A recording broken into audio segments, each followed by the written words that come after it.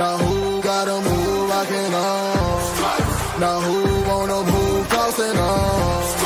Now who wanna move out on? If you got stripes and you let the city know you rock 'em, yeah we got 'em, yeah we got 'em. Like that black and orange up on 'em, single bottle, never stop it. To the feastin' on 'em. Who they rockin' with the diamond stripes, flossin' on the ring. Cincinnati, she's our queen, we gon' show the world who king. Orange in the day, black in the night. Stripes in our veins, sparks gonna fly. The beast is awake, orange, black and white. Cause when the jungle come alive, who day we ignite and Welcome to Bengals and Brews. I'm Dale Altman, joined by the BSG, Greg Luther, and joined by Sleepy Santori with a black screen. I don't know what's going on there. What's up, Sleepy? I'm on a different app. Hold on. Be there in a second. Uh-oh. He'll be here in a second. He'll be here. Here he's back. You said a second. But Greg said in this pop-up show, which we tend to do, that we should talk about positions of strengths and weaknesses for the Bengals heading into the 2025 offseason. I think that's a great topic. So we'll start there. I'll say a position of strength is quarterback. It's Joe Burrow, and you got the backup already under contract in Jake Browning. Santori, you're up. Quarterback sounds good. Yeah. No, you have to pick a new one. I got one. A position of strength. God,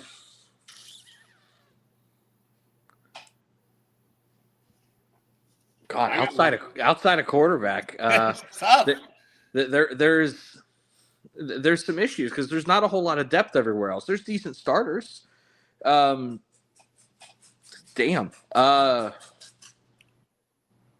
I guess wide receiver would be the obvious one if you're assuming T is back. Outside of that, once you get past T, it's a little weird. So quarterback. You can't steal mine. Well, here's the thing. I don't trust wide receiver past Jamar and T. Running I like this one, Ryan. Position of strength, the fans. Yeah. Running back's got one guy. Offensive tackle has no depth. The guards have been awful. We have one center. Interior defensive line's been awful. Pass rush has one guy. Well, I see where this show's headed while Santori's on for 10 or 15 minutes. Well, no, I got one. We're live, by the way. Long snapper. Cal Almighty, boom. Ashley, are you whipping your boobs out like before the show? Because we're live now. Yeah, we covered. We are live right now, by the way. Ow! Oh, phone hit her. We got a Shannon Sharp moment live on Bengals and Brews. It's going down, boys. Yeah, hurt. I just smacked my wife in the face with my phone. But, corner's got some issues. Safety's not been good. Linebacker's not been good. Here, I have a position of strength for you. The gunners on special teams, specifically Tyson Anderson, have been excellent. The biggest Tyson Anderson, you always got him. He did excellent on special teams this year. I will give him that. All right, here we go. See, we're getting desperate here. We've got like Tyler saying number one wide receiver is a strength. It's a good conversation to have because there's some good starters, but there's zero depth. There's a lot of needs. There is a lot of needs. But all right, Greg, what's yours, buddy? Like long snap. Wait. Are we still talking about biggest? Yeah, strength. No, long snapper, Talanomitis, long snapper. We got punter. We got Uncle Rico. I think he's a restricted free agent, by the way. So they still got to technically Talanomitis is not even under contract. Oh, I can't even hear Greg. I don't know what happened on my end. What? I just see him being very animated. I'm sure it's still going out through the show, but on my end, it's not working. You can't hear me? Can't hear you. Nope. You hear me? I can't hear Greg at all. This happened earlier when someone hopped on Jeff's show. So Santori, hop out and come back with the link. Go completely out and back in. Can you hear me, Dale? Yeah, I can hear you fine. Okay. But there's a lot of weaknesses. I think the original thing I wanted to talk about, not just position needs, like going into the draft or an offseason, what number one on our board is. Yes! Punter is a strength. Uncle Rico. All right, I feel like I can say quarterback, strength, punter, strength. Kicker, I can't even say that. Long snapper, got to get him under contract, but I'll give you that. Right. And gunner. All right, but actual position groups. Yes, of actual strength. position groups. Yes. The one I you're would pushing it, advocate Dale. for is cornerback. And I know you can never have enough corners, but I look at how Dax Hill played. I look at how DJ Turner played. I look at how Josh Newton performed. I look at Cam Taylor-Britt in the second half of the season. I look at if Mike Hilton's resigned, so I can't even count him. But there's 4. DJ Ivy is another guy. Like, come on, man. That's 5 before Mike Hilton potentially re-signed. Dale. I like Mecca Abraham. We signed to a future contract from Marshall Santori. I know. and Santori had this discussion yesterday on the show. I brought this up with Santori. Dale, I get what you're saying. We need a veteran presence corner. I remember how I was pounding my fist on the table for Stephon Gilmore, and I will still pound my fist if he's available or if a good, decent veteran is out there. We need another corner. And like in Santori even pointed, we were talking about Dax. Can we rely on Dax for being healthy immediately coming into the season after tearing his ACL? No, we need a veteran presence corner. I will still say, I love you, Dale, but this is where we come at a difference right here with corner. That's fair. That's So- hey, if everyone just agreed that came on a show, it wouldn't be a fun fan show, would it? Right. I'm going to kind of split the difference between you guys because Greg and I did talk about this at length yesterday, and I 100% agree with Greg. I also agree with you that there is good talent at that position. Yes. But I can't assume Mike Hilton's coming back. I just can't. And he's, quite frankly, he's a great in the run game. I don't really trust him downfield in coverage. Newton and Ivy have been decent depth pieces, and in a pinch or an emergency, I do trust them to play a whole game or a week or two if need be. We haven't seen a whole lot consistently out of Turner. There's been really, really good flashes, and I do think he's going to be good. But he's coming off of a nasty injury that is really easy to re-injure. That clavicle's not a fun one. And Dax Hill, we can't rely on him probably for the first couple weeks of the year coming off those ACLs. Sometimes it takes guys half a season to get going. So I love Cam. He had some ups and downs. On the whole, he had a good year. I can trust Cam, rely on Cam.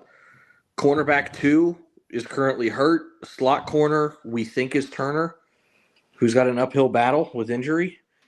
And then you've got some depth. So it's, if those 2 guys were healthy, I would agree. Really good position of strength. But right now it's a little bit in purgatory is the best way I can put it. That's fair. And it's purgatory because of health, not because of skill. Yeah. Divine, man, and shout out Divine if you don't follow him on Twitter and all he does with the spaces, you're missing out. But he thinks Dax takes that nickel spot, played a lot of it at Michigan. That's man, I did a whole video with our buddy Kieran after he came out, and I'm like, he's a slot corner. That's what he plays at Michigan. That's his best spot. And this could be the year that he, assuming he's healthy, that's why I'd like to see a healthy DJ Turner and, Cam Taylor-Britt locked in like he was the second half of the season, because you give me those 3 as my starting corner with Josh Newton as my 4th guy. That is incredible. And DJ Ivy, who can cover tight ends and do this. I just think, and that's not mentioning if Mike Hilton's that's fine. Mike Hilton's not brought back. That's fine. That's 5 guys that I feel like 5 guys, burgers and fries, that can go out there and dominate. I do like Dax at nickel. Like Mike Hilton, a lot of his success at Michigan was when he played close to the line and close to the ball. He's effective in the run game. He's effective jumping routes and intermediate routes. I think he would be an excellent guy to play that hole in a cover 1 or a robber position coming down and playing in the boxes, that box safety nickel hybrid positions. I always thought that was kind of his bread and butter. He's a little bit of a Swiss Army knife, and that's why he's been able to try to play deep safety and box safety and outside corner and nickel corner. He's a remarkable athlete. He's a really good position to have, and we finally saw flashes of it when he was playing, quite frankly, not safety. I do think he's got more than enough speed to be able to play in the slot. You typically don't have to worry too much about going downfield one-on-one in slot corner positions. It only happens to Mike Hilton every once in a blue moon, and I think that Dax probably has a little bit more giddy up to hang downfield on deep crossers and those. I mean, Dax Hill was a 4.3 40 guy. Well, no. So here's the burner. problem I have. Say if you move Dax to nickel, DJ Turner. Remember when he played? I mean, he for guys who got speed, he got burnt a lot of times on deep routes. I'd rather just personally stick Dax outside when he was playing really well. I know nickel is his natural corner, but I mean, do we really want to see DJ Turner play outside corner? I mean, you guys would know better than Yes, I do. The thing with DJ Turner, especially his rookie year, was the ball skills. It was when the ball was in the air, panic at the last moment. That was the biggest thing for me with DJ Turner. But I seen a lot of improvement in that area. In the small doses we've seen him after Dak's injury. Another guy, I wish I'd seen them both for a full season at outside corner. The thing is, you do have a good corners coach in Charles Burks. He has gotten a lot out of these guys. He did take Dax Hill from a safety, and I told you this yesterday, Greg, and I still stand by it. Corner is the second hardest position on the field to play outside a quarterback. It's incredibly difficult to play. For him to take a guy that, quite frankly, was failing at safety and convert him into what looked to be a competent corner, a good corner at times, and Dax is promising. Turner's a good athlete. Dax is a good athlete. The thing that they have at the corner position that a lot of teams don't have are three tremendous athletes, and you have what looks to be a good developmental coach in Charles Burks. You mix all of that together, depending on who your coordinator is, you've got flexibility of who you want to play slot and on the outside. I'm willing to roll with it, see what the kids got, let the kids play. They all run a 4-3. They all have enough size to do what they need to do. You got three great athletes on the field. They're not always all going to play man. They're not always going to be in cover 3. Quite frankly, I'd love for them to be in cover 2 and just play close to the ball and let them hit. I think he's screwing with you now, Greg, because your mic's been fine. It's just Crypt Keeper likes to screw with people like he does with me about Ohio State's opponent. Okay, so I was going to say my microphone's been okay? Yeah, it's perfect, brother. Okay, cool. Divine, to be honest, I would love to see more of DJ Ivy. He's been solid every time he gets an opportunity. 2 phantom PIs. Mm-hmm. Physicality, length, man. He looks like a freaking pterodactyl out there. You know, like It's crazy. You saw that from the moment. Great 7th-round pick, by the way. He wasn't like a guy on my draft radar too much when he came out. They drafted him, and then I'm watching him. But then it was what he's done since being with the Bengals. He was coming off the ACL last year. He's absolutely been a baller when he's played. And we've been where's the Trey? Who's the Trey Flowers guy? Who can cover the top? Stop putting tight linebackers on tight ends. Hey, put DJ Ivy on the tight ends. Hey, let me ask you guys this. I just realized this. So our last 2 7th-round picks, Miami Hurricanes 7th-round picks, Matt Lee, DJ Ivy. Who is this year's 7th-round pick Miami Hurricane for us that's going to do well? Well, I had no idea who either of them were on draft day, so whoever the one I don't know is. Man, if Damian Martinez makes it to the 7th round, he's an Oregon State transfer at running back. By sure, dude is the thumper short yardage guy. He's like 240. That is the guy you would want. Damian Martinez. I think he goes 5th, 6th round. I don't think he gets to the 7th. But if we're going to say, hey, this one guy gets to the 7th, him. They're tight end, Elijah Arroyo. I see his name a lot. Yeah. I think it's Arroyo. I think, he's going to rise, I think, a lot more. Like, I got him pretty high in the draft guide compared to others. Like, a lot of places, like Consensus has him as like a 5th, 6th, 7th round guy. I think he goes 4th, 5th round. He's a very talented pass catcher. He's just a good, solid player. I thought he'd go back to Miami for a year, but he came out, and I don't think that's a bad decision. I think he's going to do well. Okay. Well, I want to go back to Newton here quickly. Well, what's kind of ironic is Newton, the knock on him was his speed, and usually the Bengals, they value speed with Newton. And I think that you guys said he had a good year before that, but we'll get one. We'll get a 7th rounder. Sorry, go ahead. But this year, Newton, you said like the last year he had didn't go too well. But TCU just had a down year that year in general, right? I mean, he didn't profile as a good athlete in general, and he was a little bit older. There was a lot in that profile that would tell you, But quite frankly, that's why he went where he went. I mean, if he was younger or he had a better profile athletically, he would have probably been a second or third round pick because the production was decent. Mhm. But the athletic profile mixed with the age for Newton was a little bit problematic. Gotcha. I was just curious about that, but yeah, like I say, corners. I mean, I hear fans talking about both sides of the trenches, and of course, and like you and Dale were saying. Sorry, Greg, that's turned into a draft show now. The chat Sorry. kind of Simeon Barrow from Miami is also a good Sorry. D tackle. Akeem Messidor is another one. Tyler Barron is a good edge from Miami, Florida. Sorry, go ahead. Sorry, continue. No, it's okay. I didn't mean to turn this Really into a draft quick. show. I have a boner when it comes to draft stuff. No, it's fine. It's We all fine. know Okay. this. Guys, It's really fine. quick. I have to start driving to the middle of Kentucky. I have a right, dinner all I right. have to go to, but I wanted to say thank you for having me on for a few minutes, and I'll continue listening. Thank you. Absolutely. I love you, Dale. Greg, love you too, buddy. Love you, bud. Tolerate you, Greg. Love you, Dale. Thank you. Love you too. Thank you. So where were we? Wherever you want to be. We got a lot of people in here. I would like to throw the link out, but I'll only do that with your permission at some point. But I know there's still, let's get some more of these positions of strengths and weaknesses. And you were talking about that. All right. Yeah, so, I mean, we talked about corner. All right, so let's talk about the main ones, the trenches. I mean, both sides of the trenches, I mean, pick your poison. Which one is the worst? If I had to pick, DT's the worst because at least on the offensive line, you still got two good tackles in Mims and Brown. And, you got a good center in Teddy, but it's just the guards. Ugh.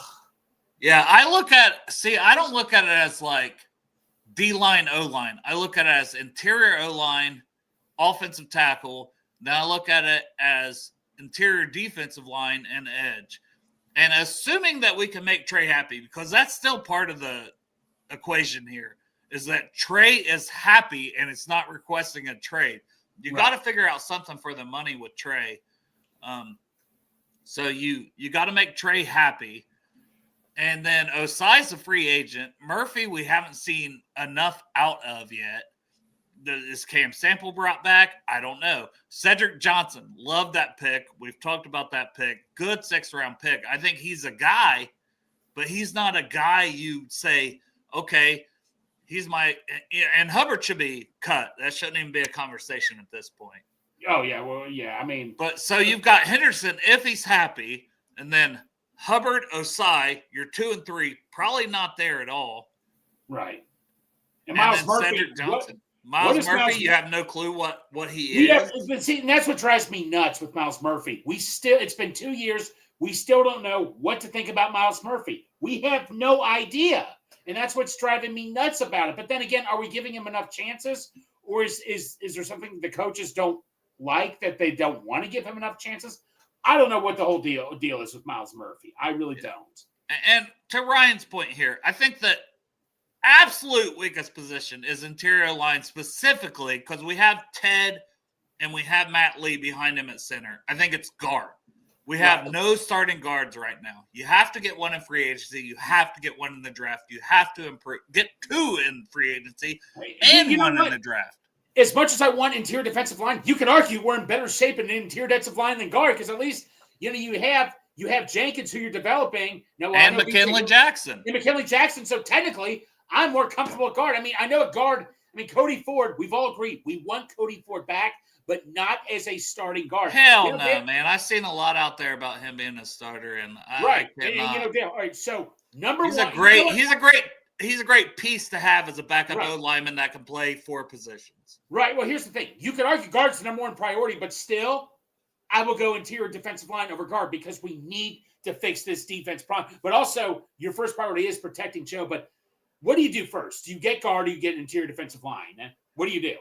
In the draft, I get the defensive player first, especially this draft class. I think that's the difference. I think unless you're getting Armand Mimbo or Mimbao, or I'm probably mispronouncing his name, or Tyler Booker to be a guard in the first round, there's not a guard to take. At D tackle, I think Walter Nolan and Kenneth Grant will be on the board at 17. at least one of them, if not both. And I think both of them offer different body types, different strengths, different. And I would be happy if either of those guys are the pick. No, I'd be happy too. And like I looked at your draft guide. I'm right. Let's look at the guards. You have one guard in the first round, and that's it. Well, now it's two. It's Membao. I've moved him.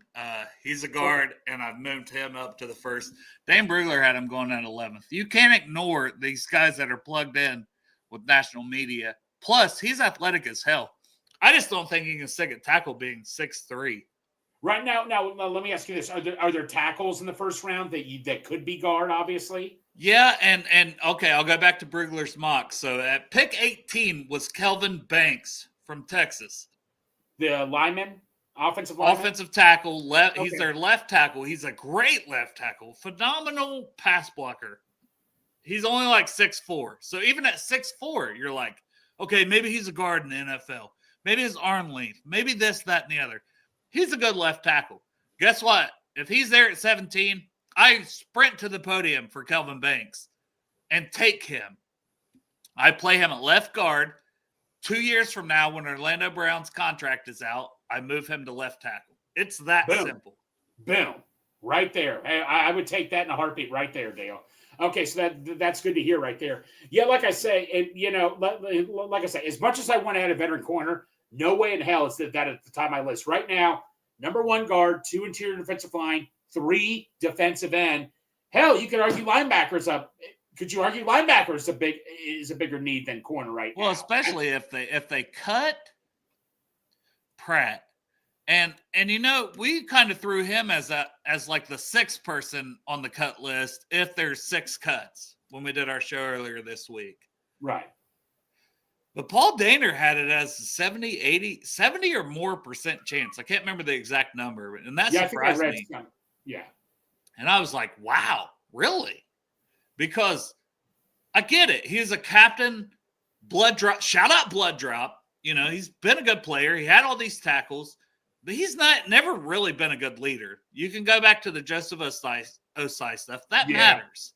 There's other stuff that, you hear whispers of that maybe he's just not a good team guy. Maybe coaches are frustrated. Other players are frustrated with him. Well, yeah, exactly. So I don't know what to say. And you see all the missed tackles. Yeah, I know he led the team in tackles, but it's like, how many times have we seen Dale, especially in big situations like on third downs at times, where he would miss a tackle and that would just cost us big time? Yeah. He misses a lot of tackles. He can be a short tackler and he can miss a lot of tackles. I want to get to this one about Murphy. I was the only person. We were doing a live show when that draft pick came in. There was like 10 of us on the screen. And I liked the Murphy pick. I thought it made sense. I said, it's going to be him or Brazee from Clemson. It makes sense. I wanted hobby connection. I thought it was Mayer. Yeah. You were at the live draft thing, you and Chop, at the Bengals stadium. Yeah, exactly. I thought it was going to be Mayer. I mean, but I had Murphy has not flashed enough for me, but it was that. And that's exactly what I said and continue to say. He's going to take time. Same thing you said, Divine. It's going to take time. It's going to take some patience, but he should have been getting more snaps. That's one thing with Lou. Jordan Battle should have been playing the entire time. This D coordinator hire is this whole offseason, not to like over exaggerate things, is the biggest in Bengals history. You have Joe Burrow at quarterback. Point blank. I mean, this is so huge. And Dale, let's keep going on here. Safety. I mean, the new DC, who it is, what is he going to want to do with Geno Stone? Is he like, no, I want to go find somebody else in free agency, or hey, I can work with Geno Stone? What do you do right there? That is going to be the biggest mystery. What to do with Geno Stone? I don't think Geno Stone should have been getting 100% of the snaps like he was. Like when he came in, he was not known as a tackler. He was not known as a run defender. I thought it would be matchup based with more Jordan Battle and Von Bell, mixed in with Geno Stone. But it was like, no, Geno Stone's a full-time guy. And listen, when you let Geno Stone play that deep safety role, he is good at picking the ball off, good at, diagnosing from there. But when you ask him to come down and tackle, that's not his strength. So I'm not. We all know I hated on Geno Stone quite a bit early in the season. You? No. Me? Yeah. No, but But no, he- I was up there. Yeah, no doubt. I understood, obviously. But he really he came on a lot in that second half, and I'm not opposed if the D coordinator wants to bring him back, but it's another position that maybe and it's all about the money and how are you going to utilize the money, and that's Right. I just don't know. It's the Bengals we're talking about, so that's Well, always the scary part. In second year in a row, Jordan Battle, man, doesn't get the playing time. And every time when we finally had him start playing, it's like, what was going on here with Jordan? I mean, come on. I mean, that's what that's where I just keep scratching my head is with Jordan Battle, every time he comes on the field does a hell of a job. I know you want to keep talking positions, but like this is a good question for me, No. Andrew. Did the Bengals go away from best player available in the first round? I don't know if the Bengals – no team ever goes strictly best player available, Right. typically. Now, the idea is you filled enough needs in free agency that your Right. best player available isn't – that you can take a lot of best player available. But it is so clear this year for me, it's best edge, D tackle, or guard in the first round. And I can say that before free agency. I 100% believe that will still be the case. Oh, no and the matter Marvin what they Lewis do. era, it drove me nuts in the Marvin Lewis era when we weren't active in free agency because, the philosophy, you fill needs in free agency and you pick the best player available in the draft. Now, you don't know if it's a quarterback, you don't take him, obviously, but you draft the best player available by position. It's like, for example, I mean, I'll give you a good example. Remember Andre Smith? We didn't have him signed till the second day of the draft. They were about to take this one offensive lineman I did not want. Somebody out of Florida State. I can't remember. Watson. Menelik Yeah, Watson. that was it. Menelik Watson. That was Paul it. Alexander even told him, if you didn't sign, we were going to take Watson. And we got Giovanni Bernard. We got Giovanni Bernard. Dude, Yeah. I did not want that to happen. I'm like, get Andre signed now. And they poured into the draft board and said, we were going to take Menelik Watson. That's Dale. I don't know if you remember that too. That scared the hell out of me right there, right? Big Yeah, time. and it was So, like, whether you liked Andre or didn't like him, he's a solid right. Is one thing you didn't have to worry about, and you could take a little more. But so I do hope we fill needs. Like, I'm not saying right. fill as many needs you can in free agency. I'm worried about the Bengals not filling so many needs because shit they did to themselves. You could have had Jamar under contract. You could have easily had that. You could have had T under contract 2 years ago. You could have had that extension. You could have had Trey happy last offseason when he said he wasn't happy, so you wouldn't be worrying about it next season, this offseason. Right. Like, it's just shit that doesn't make sense to me. And to answer this question, and that's a great question. I don't think we did shy away. Mims, you could argue, because we found out the Chiefs tried to trade in front of us to take Mims. You could argue Mims was the best player available on the board. I know to you, Dale, was Newton and all that, and there was a couple of players. I'm still a Newton stan. I will not give that up. Sorry. No, I completely understand why. But can we agree that Mims was the best? I mean, that's a good pick. It was a good, solid pick. Guess what? It's still the issue. Guess what is still the issue? It's the same issue. The only issue I had with him coming out. 800 snaps total at Georgia and injuries. And you can say, well, how many injuries he deal with preseason this season? 3-4 different injuries? Like, I'm just, listen, I wish nothing but the best for his health, but you have to take everything into account when you follow the draft. If you're a team drafting a player, you have to take Jermaine Burton, red flags everywhere. It's a prime example. You can't just say, well, the talent, the flashes. No, you could have took Dominic Puny. You could have took Jalen McMillan, the wide receiver from Washington, with no red flags. And the talent shows. All right, Dale, I'll take you back to, I think I'll retell you this again. It was the year we got Mohamed Sanu. There was this kid out of Georgia Tech I wanted, Stephen Hill. I mean, the dude was 6 And foot he went in the 5. first round. No, he went in the second round, I thought. Was it second? He Second went round by the early. Jets. But, dude, I mean, People wanted him to be the next Megatron. Who was also no, that's the thing. Georgia Tech is known for the triple option, but they have Megatron, Demaryius Thomas, and like this kid was like an athlete. I mean, this kid ran like a 4.2 at the height of 6'4", 6'5". I wanted him so badly, but he had all the talent, but it just didn't pan. I don't think it wasn't his attitude; it just didn't pan out or anything. Yeah, I wanted T.Y. Hilton. I think he went one pick before Mohamed Sanu. Kind of like when Frank Ragnow went one pick before Billy Price. Don't. Oh, God. If we're talking pain, let's talk pain. No, I can talk you plenty of pain. But I'll tell you what, even better. I'm going to take you back to 2006. We were drafting Georgia Bulldogs. Leonard Pope, tight end out of Georgia. I wanted him so badly in the second round. We had him there, and then when I saw Andrew Whitworth, I hate this pick. This pick is stupid. This is the stupidest pick ever. I hate this team. I shut up after that, buddy. I'm going to go on the flip side and say when we took Jerome Simpson, oh God, Deshaun Jackson was, and we've had Hugh on here. No. It was who was the other coach? No. It was the tight ends coach. One of the brothers, Jonathan Hayes. Hayes. Because they didn't know that, because Marvin knew his family too, that they didn't really. Oh. And then Hugh wanted Devin Hester. Oh my God. Who did we take when we took Hester? That was the second round. No, I think that was the year we took Whitworth and all that and stuff in the second round. No. Let me look that up. You got me. You got me thinking, Dale. Devin Hester. Whitworth was a good pick. He was like first round guy, but the thing for us was we had Levi Jones and Willie Anderson. No, he was in the 2006 draft, round 2, pick 57, and Andrew Whitworth. Let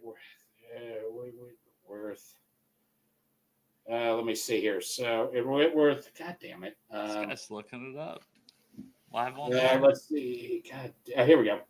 Whitworth was 2006 round 255. So we took Whitworth at pick 55. He went 2 picks later in that year. Hester did. Oh, really? It was the same year. You were right. Same year. Damn. 2006. Okay. Yeah, same year. So well, I'm glad Hugh didn't get his way. Yeah, I was going to say, man. Hester. Witt's going in the Hall of Fame, right? Whitworth's going in the Hall of Fame. Yeah. But the other one was didn't we take Marcus Hunt over Honey Badger? Oh no, and Dale, they had Duke Toby. Duke Toby usually never says a thing. He was at Moorline Lager one time doing a show. They asked him, what was that one player that got away? He came out and said, we wanted the Honey Badger so badly. I wanted him. Was it that year? I could be wrong. That was the year with Marcus Hunt. Yes. Dale, you're right. Yes. That was the year with Marcus Hunt. I thought Marcus was Giovanni Bernard too, right? We had 2 rounders. No. It was Drake Kirkpatrick, Kevin Zeitler. Then it was Giovanni Bernard, then Marcus Hunt. Oh my God. No, but I was ticked off. I wanted Devin DeCastro. No. The guy I wanted, Adalius Thomas, who went to the Ravens out of Alabama, but he didn't work out well at all. And Drake, I wanted Gilmore, but we all knew Gilmore was going to be gone before Kirkpatrick was. I wasn't hyped about Kirkpatrick. He did okay with us. But Kevin Zeitler, I wanted him over DeCastro. And DeCastro still had a great career with the Steelers, but Kevin Zeitler, man. Right, we got to get back on track because now we're just talking about all this stuff. But back off track because Divine says, guess when the last time we drafted an explosive edge-bending defensive end? You got there was flashes of that from Murphy, but it was like developmental. How high are we talking?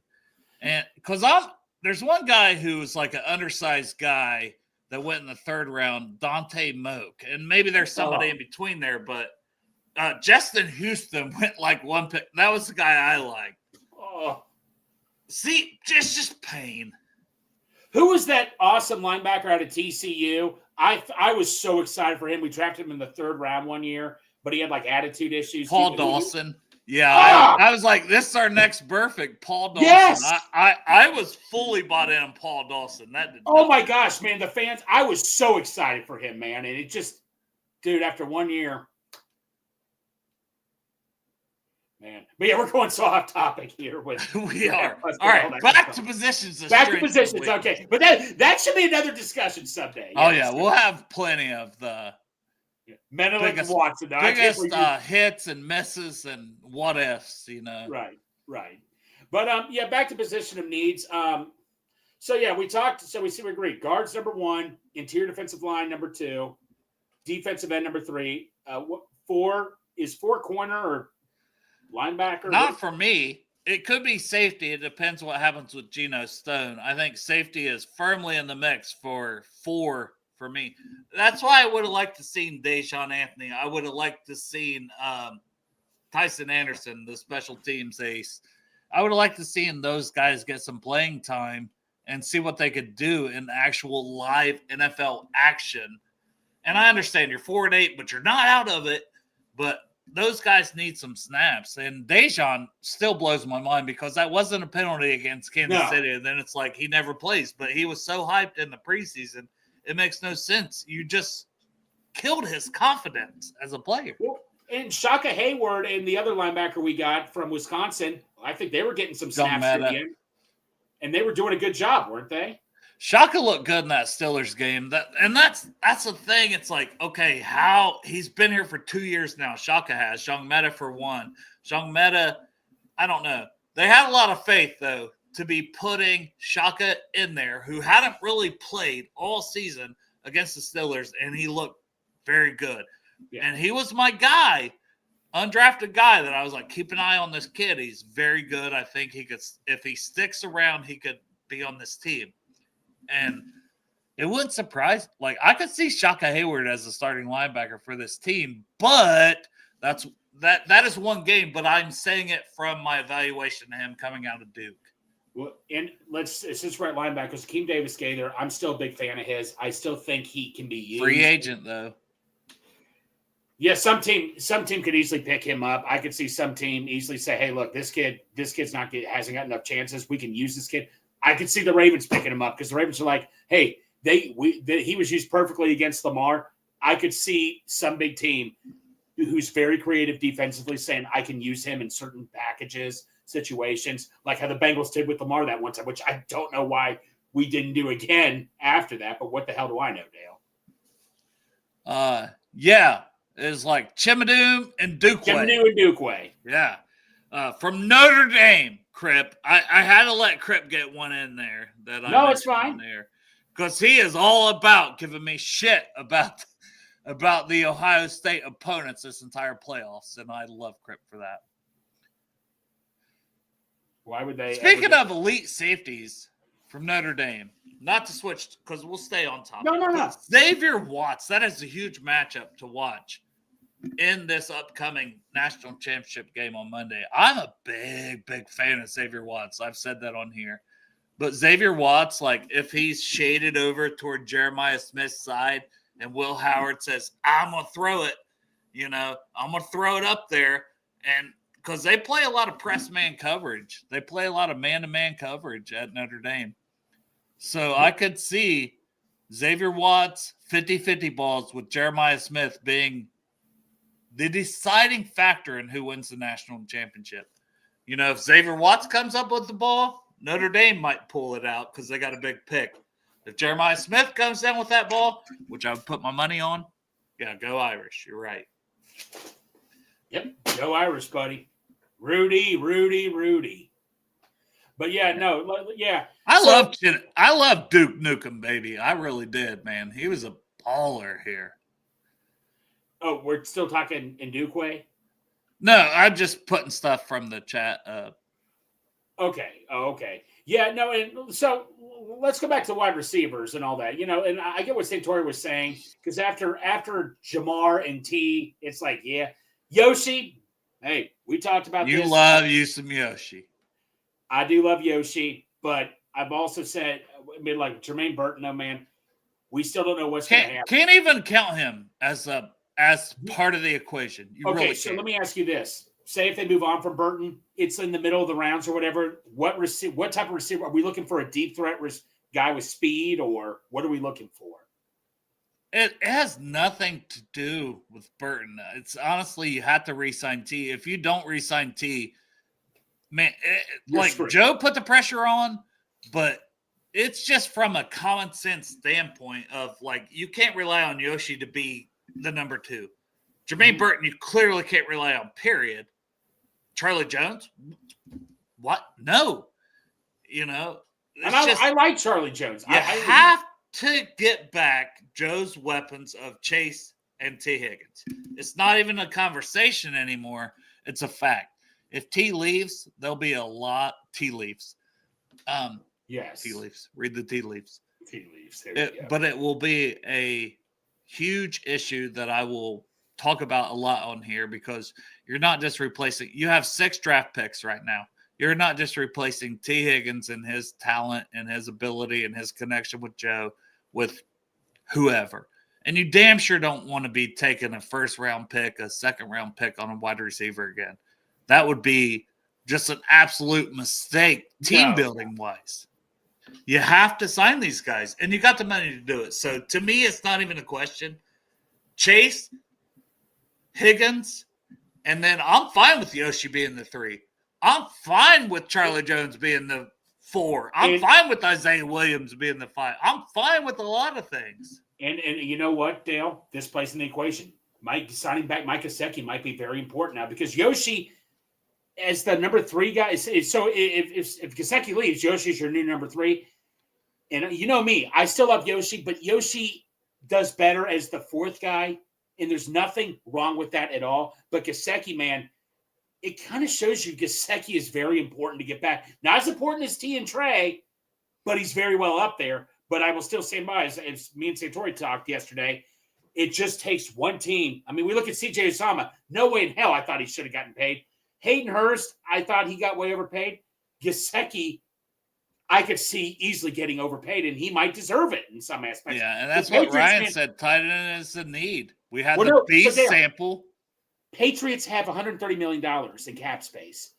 You mean I could easily see them saying, hey, Gesicki, we'll offer you 2 years, $20 million.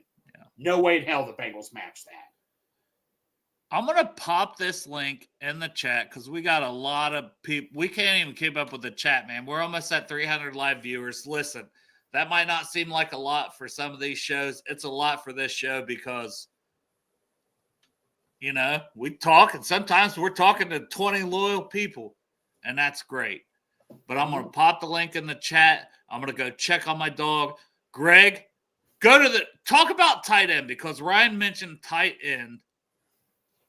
And I know you were talking about it, and then go into the next position, and I'll hopefully have checked on my dog by then. Yeah, so the tight ends, this is my take on tight ends right now. I mean, after Gesicki, you have Eric All, who's shown flashes, but as we all know, Eric All got hurt. He has injury issues. You just can't rely on him. That's the thing. And Dale's favorite tight end, Drew Sample, he's still the best at what he does, is blocking. He's a great blocker, and he will surprise you with a catch every now and then. So that's it right there, too, with him. So here, we got someone in the chat here. Tyler, how you doing, buddy? Hey, what's going on, Greg? How you doing?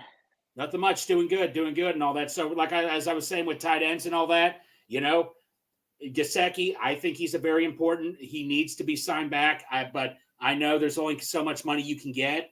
And, you know, but after Gesicki, I think tight end is a big need. It could be a big need again, even though – and I still like Tanner Hudson if you could get him back. But just say if you lose Gesicki, it's Sample, Hudson, McLaughlin, you know, and Eric All if he's healthy. I think Gesicki is a bigger need to get back than fans realize.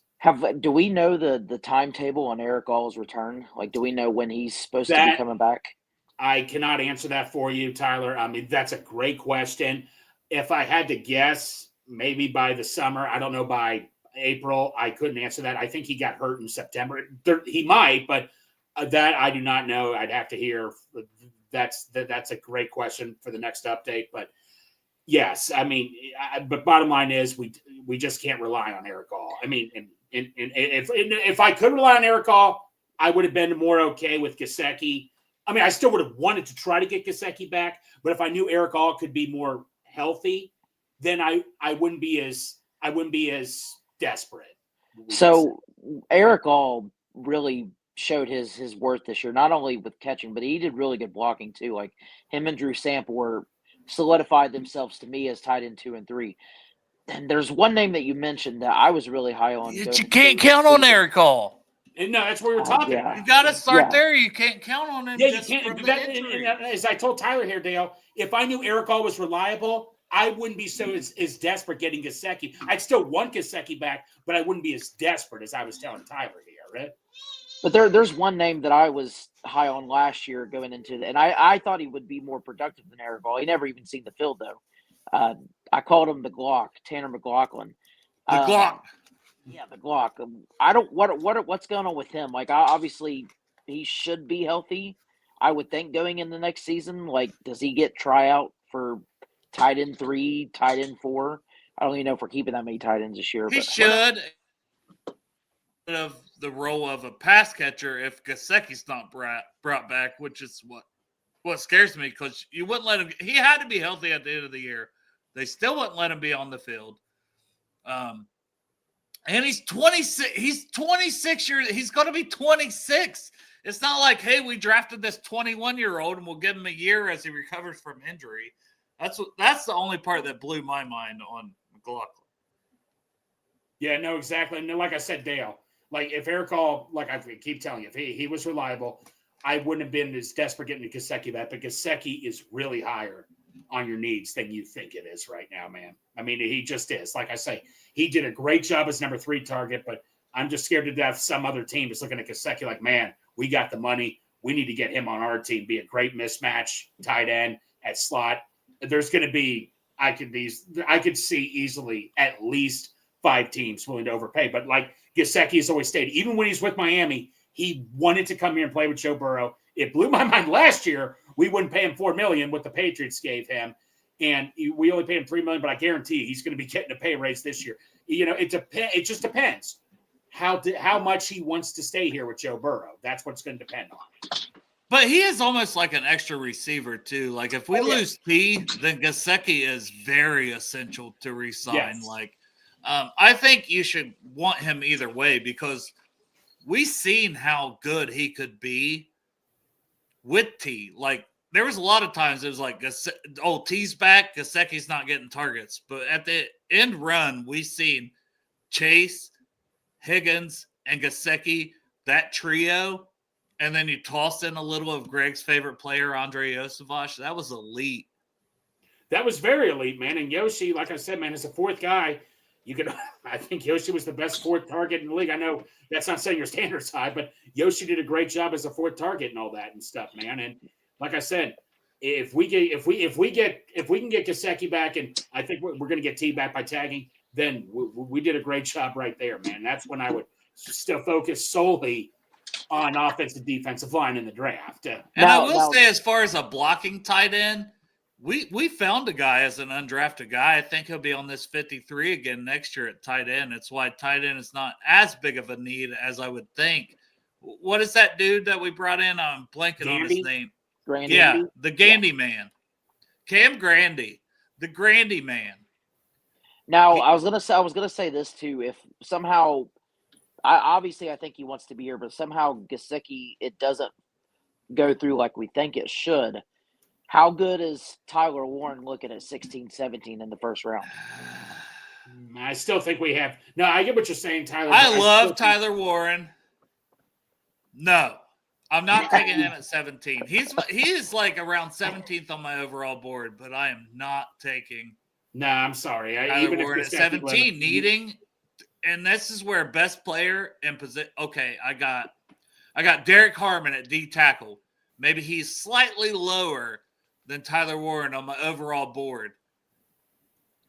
Yeah, I'm taking Derek Harmon because he's a defensive tackle that can get after the quarterback. I would rather keep Gesicki too, by the way. I was just throwing out that question there. But no, it's fair. No, like I said, even it's if a good question. Like Tyler Warren is a legitimate question. No, and Fannin clears. Ryan Sparks loves him some Fannin. But hey, second round, I'm good with Fannin. Not in the first. Oh. The man, the myth, the legend. What's up, Divine? Hey, what's going on, man? How y'all doing? How you doing, buddy? I'm at work right now, but I'm hanging in there. Yeah. I think with the Gesicki situation, I've been calling for him for like 3 off seasons. I have like posts and everything on there. I feel like with Gesicki, we didn't utilize him correctly. You know what I mean? And what he did was amazing. Don't get me wrong. But there were several times like in the red zone, we could have used the man, but we didn't use him. Like we could have thrown, we threw one, what is it? We threw one out to him, right? In the end zone. They said it wasn't a catch. And we didn't throw no more the rest of the season. None. And it's like, why are y'all not utilizing him? They usually have like somebody 5'10", 5'11" on this man. He's 6'6" with a 42-inch vertical leap. Use him. Utilize that, That's a good point you make, because Yoshi, they use him for the red zone a lot. You could have put Yoshi and Gesicki. Yoshi, who's 6'3", and Gesicki, you could have put them both in at the same time, literally. I totally agree with you. And they have red zone problems. What's that? That's it. Yeah, I agree. I absolutely agree. And I feel like for all the progression that we've seen this year with the offense, that's still one thing that has been a thorn in our side. I mean, we left many points on the board this year just because we didn't, execute or utilize the people that we have out there. I mean, there was times they took Gesicki out and was putting in Cam and putting in what's his name? Drew Sample. I'm like, why are y'all putting this guy? These guys are not receiving threats. Put in your receiving threat. It is baffling. But You're limiting your offense. Well, Drew Sample, I'll say this about Drew Sample. They used him at times because they're like, oh, this guy's blocking. He's not going to do. What was it? Yeah, but the defense knows that too. Was it the Buffalo game? Nobody was guarding. I forget which game it was. Nobody was guarding him like, he's just blocking. He acts like he's blocking. All of a sudden, the last second, he's all by himself catching that pass. I think he walks in the end zone untouched, like, wait, what the hell's going on here? What are they throwing to him for and all that? But, Drew Sample had some crucial catches this year for sure. Like, he proved himself really valuable. Obviously, he's a great blocker, but he had some good catches this year too. Yeah. I mean, he had like 115 yards, 120 yards. Yeah, he had like 2 or 3 touchdowns though this season. He's never been that guy. But no, Divine, you do make a good point. No, Divine, you make a great point. Yeah, Gesicki, why aren't they using him in the red zone a lot? I mean, you use him. Now Jamar, you put in no matter what. Right. Yeah, if you have Jamar, Gesicki, and Yoshi, I mean that's going to be hard to cover right there in the end zone. I feel like when T. Higgins was out, they utilized Gesicki, right? Yeah. And it took them to almost towards the end of the year to utilize Gesicki and T together. It seemed like for some reason it took them to the end of the year to get that. And I'm like, if we would have utilized that earlier, I'm not saying we would have won these games, but it would have gave us a better chance to, because you can't just focus in on T and Jamar and think that Gesicki, like, I feel like we didn't utilize his speed enough. He could have been pressing that seam when they played that cover 2 on us, but they didn't do it enough this year. But I'm hoping that they bring you back this year and they continue to open up the playbook. And you're right. He may not be back. Somebody may pay him a bag, I don't know. I hope he's back though. No, I hope he's back, but someone I could totally see. Patriots have $130 million, and they could easily say, "Hey, we'll give you 2 years, $20 million." No way in hell the Bengals will match that. But maybe Gesicki has stated he wants. Yeah, but he ain't going back to the Patriots. I'm just saying. I'm just using that as an example right there. Right? I know. But I tell you what, he stated he wants to stay with Joe. Like, okay, how badly do you want to stay with Joe? This is what we're going to give you right here, and he may take it. You don't know. All right. I do have I'm sorry. Go ahead. My bad. No, I was just going to say, Divine, I know you're at work. I don't know how long we got you. So I do want to go back to the topic that Greg wanted, positions of strengths and weaknesses. What are your biggest strengths and weaknesses, and where would you go in the draft with those strengths and weaknesses? Biggest strength, obviously, is quarterback and wide receiver. I feel like the 2 tackles on the offensive line, I feel like those are strengths. On the defense, Trey Hendrickson. Is the strength. Now, as far as the weakness, I feel like our biggest weakness, and it has been since we lost Ogunjobi, we need a pass rushing 3-tech. We need somebody that's explosive, that the that the offensive line has to respect. Because how many times did we see this year Trey Hendrickson looping around the left tackle and quarterback just run right through there? You see what I'm saying? We need somebody that can actually put those guards on their heels as soon as the ball is snapped. And we haven't had that since Ogunjobi. I also feel like I love McKinley Jackson. I was one of the biggest supporters of McKinley Jackson early in the process. When nobody else was talking about it, I was talking about McKinley. I feel like he needs to lose weight because he's bigger now than what he was when he was in college. Probably about 5-10 pounds. I think it'll help his lateral agility. He'll be quicker laterally. I think Jenkins need to put on about 10 pounds, of muscle. But the cornerback room. I like the cornerback room. I think we have some nice young talent there. I like Josh Newton. I know he had his ups and downs, but he's a rookie. You expect that. I think Josh Newton could be the nickel back, or like I said earlier in the chat, Dax Hill. So I'm attacking the first round. It's either interior, offensive line. I like Armin Mebo. I guess that's how you pronounce his name. I don't know. I need to learn that one. But I've watched plenty of film on dude. I heard it called Mube, and I've heard it called Eminem, and but whatever. But I love his tape. 6'3", like 310, 315 pounds, can move. He reminds me of Zach Tom with power. He slaps him. He's physical, man. And he can get to the second and third level. He can move his feet. But I don't want to keep talking. What's up, Anthony? How you doing, brother? Well, if we got you, I'm doing all right, man. How you doing? We'll get to Anthony. Divine, hanging in there, back to you if you can hang in. If you got to tap out, just tap out, whatever you got to do. Dell, Anthony, Greg, Divine, before you guys get to Anthony real quick, I do got to go. Brother. Appreciate you guys letting me on here. We do, family and I are about to go get dinner. So appreciate you guys. Hooday. Hey, appreciate you, Tyler. Hooday. Hooday, brother. Good dude right there. We got two guys that don't know how to turn their camera this direction to make it full screen. Oh shit! You see, you got that set off, Divine. Yeah, you got it set. Anthony, you got your shit set different too. You guys got to learn how to turn the cameras. Well, I don't have the expensive setup like you have, Dale. Jesus Christ. Yeah, so Mr. YouTube podcaster. Yeah, rich and famous over here. Shit, I wish for me. Yeah. What's up, brother?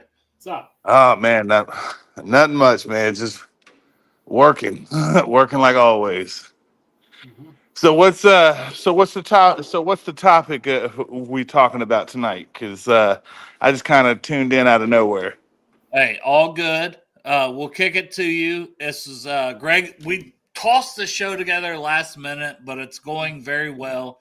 But it's about positions of strengths and weaknesses as we head into the offseason. So it's right now. And like, honestly, I'm putting T. Higgins is back. Like, because I don't see, if they let him go, we'll have 7 shows about how they screwed that up. But positions of strengths and weaknesses for the Bengals heading into free agency before the offseason, before free agency, before the draft. So what are your thoughts on the top strengths and weaknesses for the Bengals roster right now? Area of strength for me right now, I'm going to have to say quarterback, obviously. But area of weakness, I'm going to have to say trenches. That we got to build all up the in the trenches. trenches. Yep. All the trenches. Well, here's the thing. When I say on defense, obviously on the edge we got Trey, but Trey can't do it alone. You got to be Trey able might to not have. be happy. You got to pay Trey still. But here's the thing: how much? If we're gonna pay T, the big thing I'm wondering: how much do you give T, and how much do you give Trey? Yep. Oh, what's going on, Chop? So yeah, it's like how much do you give T and how much do you give Trey? Because if T is going to command anywhere like north of what they're forecasting, which would be 30, which I don't know that they'll do that to keep him.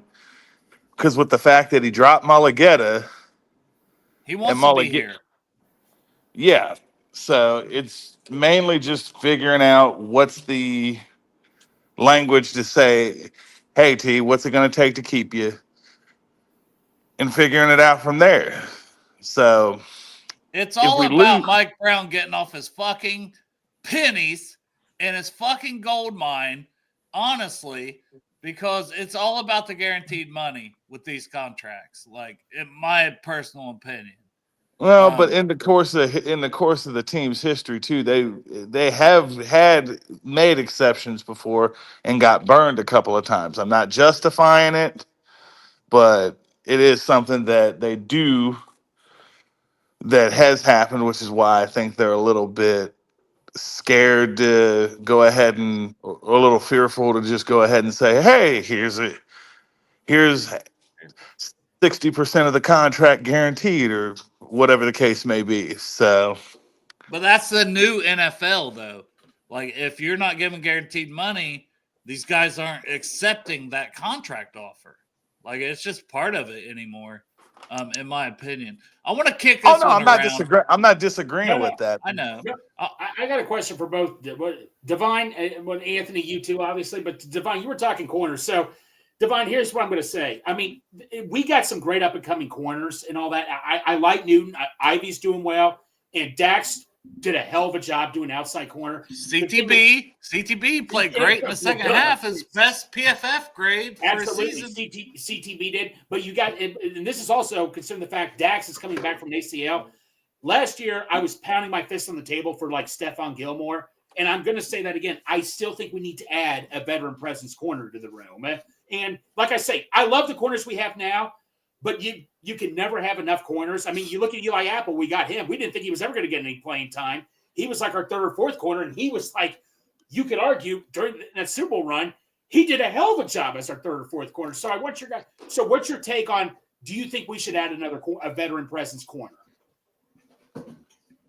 For me, it never hurts. Mm-hmm. At least that's where I sit. It never hurts because especially the whole corner room is all relatively young. Having an older presence to be able to kind of help bring along some of these other guys, especially with the likes of, say, Cam Taylor-Britt, who has the potential, in my opinion, to be a premier shutdown corner. Mm-hmm. That to bring in a guy like Stephon Gilmore, if you can make the money right for, which, like Dale reiterated earlier, that is the thing to take a look at. That if you can make the money right, mm-hmm. to bring him in on, say, a 1-year deal, wouldn't be bad. It's got to be money. So, Divine, what's your take on that? Cam is coming into his 4th year, right? Who? Yeah, this should be 22. Yep, Cam Taylor-Britt. This is his 4th year. Contract year. Contract year. Yeah, right. A big year for right. CT. Yes. And so that means Dax is coming into his 3rd year. Mm-hmm. Him and Dax came in fourth year, yeah. And then DJ is going into their 3rd year. Yeah, they do have the 5th year option though too. Yes. Right. So I'm good with bringing in a veteran, right? But as long as it's not a veteran that would take away snaps from them. Like I want a veteran to come in that have had success in the league that can give them pointers. You know what I mean? That can tell them X, Y, Z.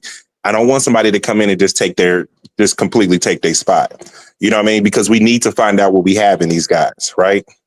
Right, yeah. But my argument is you're in a win now mode right now. No, absolutely. You need to develop. Don't get wrong. You still need to develop. But I'm just Greg, saying, my argument is Eli Apple, practice squad.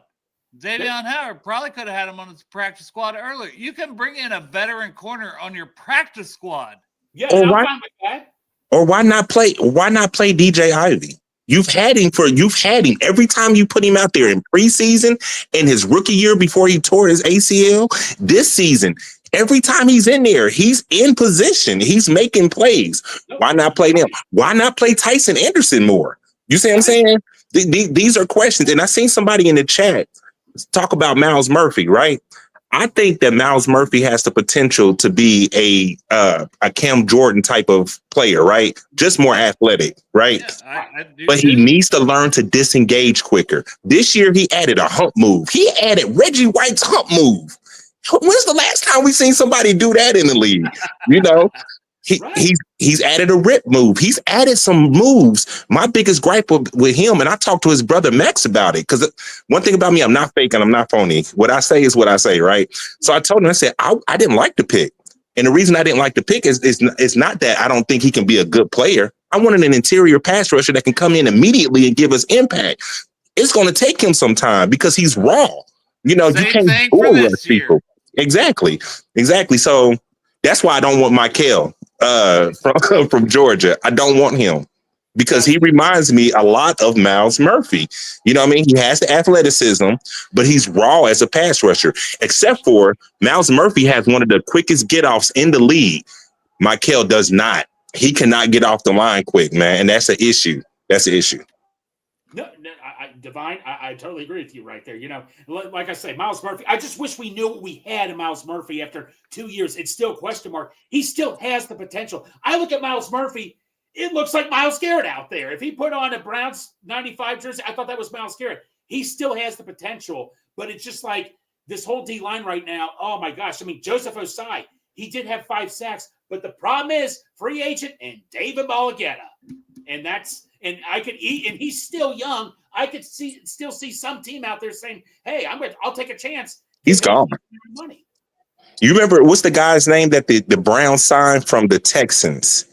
I know who you're talking about. He got an African name, but if you look at him and compare his stats to Joseph Osai's last season, it's almost night and day. I could see him getting a 2-year, $22 million contract or $19 million contract and signing with a team that runs a primary 34 defense.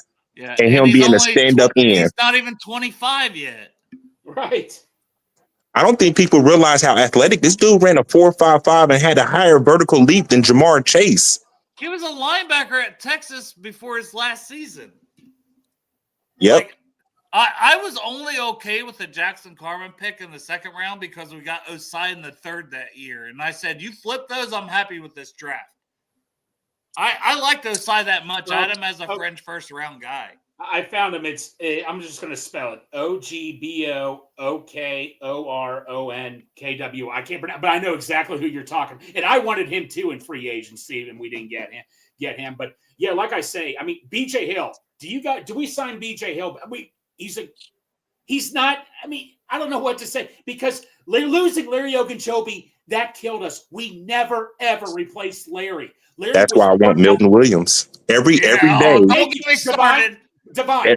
I'm going to go to Milton Williams' house right now and camp out right there. I want Milton Williams. Osi Odigizua for the Cowboys, right? That's right. But no, Milton Williams, we can all agree. I will camp out at Milton Williams. He's not Milton Williams. Don't get me wrong. Milton Williams is the 101. That's the one. Bro, I wanted Milton Williams in the draft. I have tweets talking about that as well. Like Milton Williams was like one of my favorite pass rushers in that draft. And we passed him for Osai. And I understand because Osai they said he was a late first, early second round dude. He was there in the third round. I get it. This brings up an interesting question though.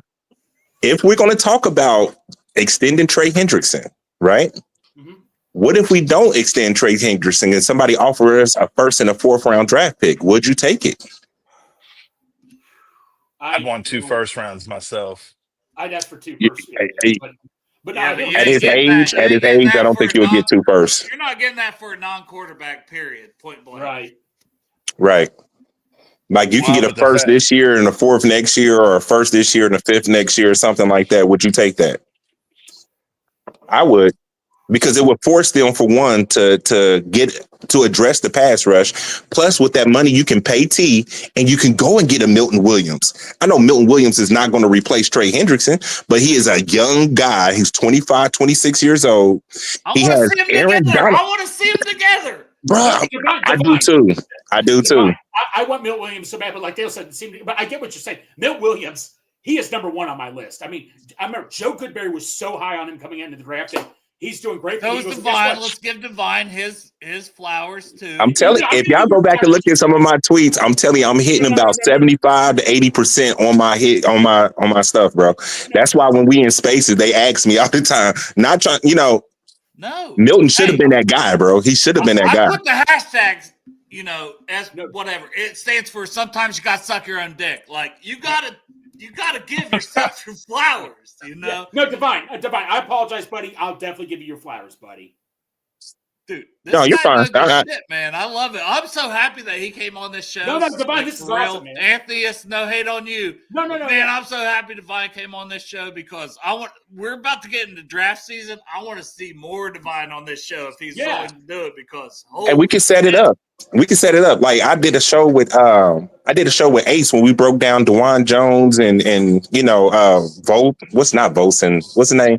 Voorhees and all Anton Harris and all that. You know what I mean? So I have no problem with that. We just got to set up a time where I'm available. So yeah. And Voorhees doing very well for the Ravens right now. Another guy wanted us to draft and we didn't draft. Oh, he's coming off the ACL. Oh, guess what? He's a good player. He's a 3rd round pick, and you could have taken him in the 7th like the Ravens did. Do you know who I said he remind me of? Who was the guard that we had that just up and retired on us when we expected him to start? Quentin Bowling. Quentin Bowling, yeah. That's exactly who he reminds me of. He had several good. Hey, 4th round pick out of Georgia, great player. Mm-hmm. Oh my gosh. Yeah. Would have shored up that guard spot. Yeah. But no, Divine, me and Dad were going through this. This really wasn't a topic. Who was that one player you wanted that we passed on and all that in the draft that you're like, and he ended up playing so well, and you're like, God damn it. Zach Tom. When we drafted Cordell Volson, I made a space right after we drafted Cordell Volson and was going off. Because I said Zach Tom was right there. When he was in college, he played literally all 5 positions. Yeah. Literally. And he dominated at all 5 positions. And another guy I liked, and he's not tearing the league up right now, but he's been a solid backup pass rusher. Carl Brooks. He went in the 6th round. Bowling Green. I know Dale liked him a lot too. Dude, I wanted him too. Because he got great hand. Look, I put out a tweet and I tell you the things that I look for in the defensive lineman, right? I'm not gonna give all my sauce out, right? Obviously. No, but never. I said contact, balance, leverage, and I love hand-to-hand combating skills. Hand usage. And Carl Brooks' hands are crazy. And I'm like, why did you not take this guy? That's why when I played, my father coached and I helped coach a defensive line. I played in high school, but I messed up both of my knees in high school, right? The one thing that I feel like and I talked to Max about this, I feel like every defensive lineman should do, they should take some form of martial arts. I took Tang Sudo growing up, right? It helps you in your hand placement. It helps to keep them guys' hands off of you. If you're able to do that, I'm telling you, it works. You're not wrong because I played football. I was an offensive and defensive lineman. I took judo, so. See, you see what I'm saying? I played defensive tackle, defensive end, and outside linebacker. Dunbar, Dayton. Oh, you said Dunbar? Dunbar, yep. Yeah, we used to play when I was playing. We used to play y'all. Yeah. We had a guy at that time, my freshman year. They called him Pac-Man. 6'5", 300 plus. You want to talk about athletic freak? Oh my gosh! He played wide receiver his freshman year. Ridiculous athleticism. That's unheard of for a big 300 plus pounder. Well, when he first came, I think he was like 260 or something like that. But that's still ridiculous playing wide receiver that big, you know. Oh yeah, no, without questions. This is not to pivot off of that per se, but to go with like a guy who came in as this and became what he is, talent-wise, Mike Green from Marshall, Divine. We have talked about him a lot. 17 sacks, led all of college football this season, but came into Virginia as a wide receiver recruit, was out of high school as a wide receiver. Then he came in as a linebacker. Then he transfers to Marshall. And as a defensive end who put up 17 sacks. Talent-wise, on the football field, first-round pick, would love him at 17 for what he does on the football field. Period, point blank. That would be my pick right there. Like, if we come to the board, I don't care if people say it's a reach. I don't care about any of that. Don't care about that. If you look at this guy, he has the bend. You want to talk about bend? Mm-hmm. This guy can bend with the best of them, and his hands are crazy, and he's quick. He is so quick and athletic. Like he can do. I've seen him do moves that I've only seen people like Dwight Freeney and stuff do. You know what I mean? Like against Ohio State, he did that jab and that spin and didn't lose no balance and went and sacked Will Howard. That's ridiculous. Yeah. Dude, speaking of Dwight Freeney, Andrew Whitworth was one of the best. He could stop everybody with the one person that gave him problems. Dwight Freeney, at the end of his career, this one game we were playing against the Cardinals, they would put him in at the end when it mattered. He would spin around Whitworth like crazy. If you mean to tell me, because the Marshall person, so Devon, I did a mock draft somewhere. I took the Michigan DT in the first round, and the Marshall guys there in the second round. Dale's like, Greg, as much as I would love that, that's not going to happen because the Marshall defensive end is a first round guy. If you're telling me he can do what Dwight Freeney did, then I'm really signed up for him right now. Hey, listen, when it's all said and done, if you could get Kenneth Grant and Mike Green in the first two rounds, it's over. When it's all said and done after that testing, he's going to be, look, after the testing, because right now you have people saying he's a second round pick or whatever, right? After the testing and after people actually start breaking down his film, I about guarantee he's going to be the second defensive end taken in this draft. I guarantee he goes over Pierce. I guarantee he will. And the reason I feel like he was declare. I don't think he declared yet, but I think it's a foregone conclusion. A lot of people feel like he is. Damn spaces, you're muting every time to let. Dude, you ain't got mute. Now, do you think he's? Wait, Devon, do you think he's going to be gone before the Bengals pick at 17? Could be possibly. I feel like I know Armin, they said that he was like a second round pick, but now I'm seeing mock drafts having him in the first round. Right. That's the thing that aggravates me because usually guys that I'll be in on early, I'm like, by the end of the day, he's going to be a first or early second round pick. Said it with Byron Murphy. I love Byron Murphy last year. Yeah. While people was talking about Sweat, they was talking about, I was like, no, Byron Murphy. And I also talked about Braden Fisk. You know, they was talking about, oh no, his arms are short. I said, no. Put on the tape. Watch the Rams game. Watch what they did to Sam Darnold Monday. That explosiveness. Look, I don't care how short your arms are. If you're explosive and you can get to the guard before they can get to you, it's a wrap. And his explosiveness was on point. That's why I feel like his run defense, yeah, we have concerns about that. But as a pass rusher, oh, no, he's explosive. And that's what you look for in a defensive tackle. That's why when we drafted, I'm known on X as the notorious Zach Carter hater, right? I hated that pick when we drafted him. You too? Bro, I was on the Iceman's live show, and I said, oh, I don't like that. I'm not going to say too much. I closed the laptop. Look, I had people arguing with me in the spaces saying he had so many sacks and this, that, and the other. I said, look, do you remember years ago there was a defensive end taken in the top 5 by Atlanta by the name of Jamal Anderson? Not the running back, the defensive end.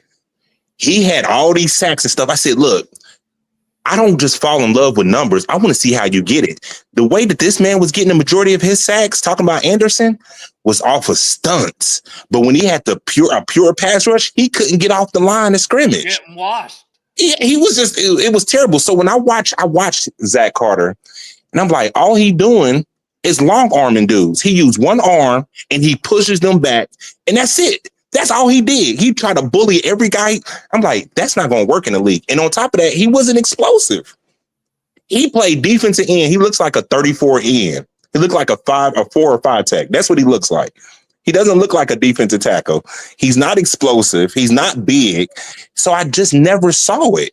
And then he put on the weight and lost he wasn't. What little bit of quickness he had. Exactly. Like, it's just like, it was never a good pick. Fuzzy Balls, shout out Fuzzy Balls, been bringing the heat all day. Late round sleeper tight end, Jake Brenningstool, 6. Listen, I got him 3rd, 4th round guy. Like, he's been that coming into this season for me. I tell you somebody that nobody's talking about. But I'm not saying the Bengals will take Brenningstool, but if they lose Gesicki, he reminds me of Mike Gesicki. Jake Brenningstool does from Clemson. What about going back to the Iowa well again? Luke Lachey. Yeah. I mean, He's a good blocker. I don't see enough as a pass catcher from him. but the crazy thing is, I Your feel like he Buckeye has the homerism athleticism to is do it, shining though. through. Your Buckeye homerism is shining through. Who, mine? Yeah. I don't want Sawyer, so it's not showing. It's not shining through. I said the only guy that I would take off. I was going to have a for Crypt Keeper in the chat because Crypt Keeper Divine is also a Buckeyes fan. So. Yeah, absolutely. Yeah, always have been. OH, baby. Only guy I want off of that defensive line is Talik. That's it. I don't want JTTT, and I don't want Corey Sawyer. You know, and don't get me wrong. I think Corey Sawyer is going to be a solid defensive end in the league. I'm not saying he's Sam Hubbard. I'm not saying that, but I say he's more like Justin Smith when he was with us, not when he was with the 49ers. He's a Justin Smith type of guy. Went at 4 overall. I know. And he was a good pick in hindsight, and he didn't supply the pass rush that we wanted. He gave us 8 sacks. We expected him to be a dominant pass rusher, but he give us 8 sacks every year. Yeah, and I see that. But I want somebody that right now opposite of Trey. Well, Sam Hubbard kind of gave us 7, 8 sacks with good run defense. That's why people can't talk about. I'm not on Sawyer at 17 either. If he's there in the second round, I absolutely would take him. But in the first round, I'm not touching him. No, not doing it. See, I could talk myself into the first round with this playoff run and being a Buckeye homer. But see, if we traded down, that's how we get stuck with Geno Stones, man. Like Geno Stone missed 20 tackles before these last 5 games of the season. 20, right? The last 5 games, everybody forget all those 20. I don't forget. I don't forget all those games that you couldn't get off a block, man. I don't forget that. Yeah, I love that you showed up during the playoffs. I absolutely love that. That shows me that you're clutch. But I need to see it on a regular basis. You know what I mean? I got to add this one here from Westish. I would like Sawyer 2. I agree over Michael too. Prefer him to Mike. So because Dane Brugler today, and Dane is a draft goat. Like we can all agree on that. Yes. His the Beast draft guide is incredible. I do a draft guide for charity. Yeah. Like the actual Beast, is insane when it comes out. But yeah, I would agree. I would prefer if I had to pick one, I would still want him to be a trade down. Either way. But I would take Sawyer over Michael. That's going to be in my rankings as well. And I don't want Nick either. And that's another name that just keep popping up to Cincinnati. It's because he's 6'4", 280, and that's their type. Hey, Devon, what's your take on the local? I'm a Bearcat fan. Corleone's not. Is he in the draft this year? He's not. He went back. He went back. I like him. But he keep going back. This is 2 years straight. I expected him to come out last year. Even then, he's a mid-round pick. Like, he doesn't have enough pass rush juice that I would want him on the Bengals. I mean, no, but you know who he kind of remind me of? Do you remember, what is it, Jonathan Fanene? Yeah, Fanene, yes. Okay, now think about Jonathan Fanene as a defense. Think of Jonathan Fanene his last year in Cincinnati as a defensive tackle. Not as an edge rusher. Think of him as a defensive tackle. That guy that he has some quickness, he has some strength, but he goes all out every snap. He gives you everything he got. There is no question that he's giving you everything he got. That's who he reminds me of. I don't think he'll be an elite player. I don't. But I think he will be a very solid player in the league. I do too. Very solid. He'll be solid. But I just don't see enough of the pass. I think Fanene was very underrated pass rush juice guy. Yeah. I'm gonna go back to pass rusher. I'm not even saying get me a good pass rusher. Devon, I know you remember this. Wall Skillberry, great backup to have to Carlos Dunlap and Michael Johnson. He was a backup. He would get you 5 or 6 sacks every year. Give me a Wallace Gilberry, someone to pair up with Trey Hendrickson, and I'll be happy with that. I would take that. I got a guy, but a lot of people don't like him. Mm-hmm. But I think he would give you the positional versatility. That's Landon Jackson. Oh, yeah. You said a lot of people. It was Yeah. me. Everyone likes No, him. no, Dale. Really? You're not the only one, Dale. Okay. The reason I understand the reason why people don't like Landon, right? I understand it. But when you look at how he improved every year in his pass rush, he's always been a solid run defender. But how he has improved every year with his pass rush, and plus the fact that he can rush from the inside and from the outside. That's what I like. It's that positional versatility. Now, would I take him in the first round? No. Would I take him in the second round? It's kind of rich for my blood. But if he's there in the third round, especially with the injuries and stuff, oh, yeah, I'm taking him in the third round. You want to talk about a Sam Hubbard comparison? It's not Jack Sawyer. It's Landon Jackson. Oh, no. No.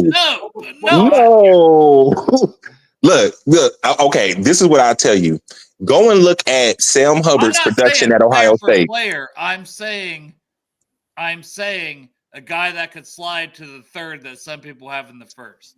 Oh, okay. Got you. I was going to say, and I hit somebody with this the other day. It was like, no, he ain't no Sam Hubbard. I said, I don't think he's Sam Hubbard either. But if you look at their production, go and compare Sam Hubbard's production at Ohio State and Sawyer's. They're very similar. The only difference is Sawyer played one extra year. Sam Hubbard came out his third year. But their numbers are so similar. Landon Jackson, he's like 6'7", 280 or something fucking ridiculous. Like, yeah. What you could do, he's talk strong. About sliding Sam Hubbard inside on pass rushing downs for a what is that called, Greg? The Geno Atkins package, NASCAR pack, the NASCAR package, yeah. Yeah. That would be Landon Jackson on third downs at D tackle because he's 6'7", 280. I get it. You know who else could play that role though? Who? The kid from Alabama. And I don't even like him, but I believe he could be a Wallace Gilberry LT. God, what's his last name? He went back. He's going back. Oh, he went back. Yeah, Overton's I just knew he was going to come out. Okay. Yeah. Yeah, but he's another guy. He's what, about 6'4", 280.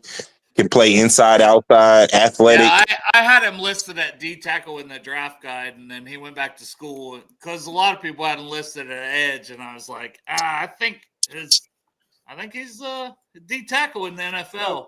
I think he's a guy that can play inside, that will play inside when he ultimately come in, because I think he's going to get bigger. But I agree with you. So, Dale, Devon, I want your take on this too. So I messaged Dale a couple of prospects from his draft guide that I like. The guy from Ole Miss, Princely. How do you pronounce his last name? Umanmielen. Yeah, no, I mean, he's a fifth-year senior, but every year, his sack rate went up, 29.5 win rate on true pass sets. Devon, what's your take on him?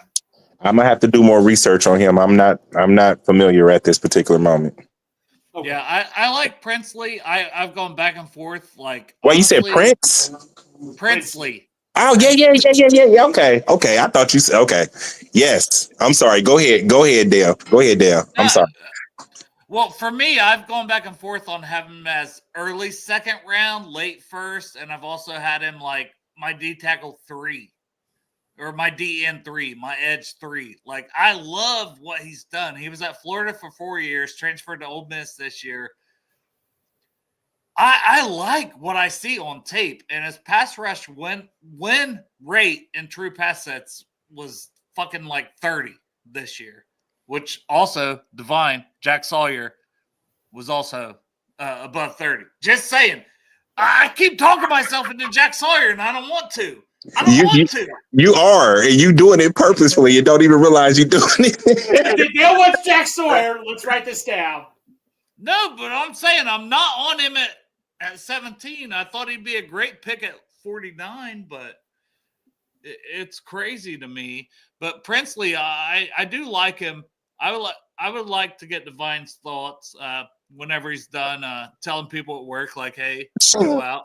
I'm almost done. I agree with you.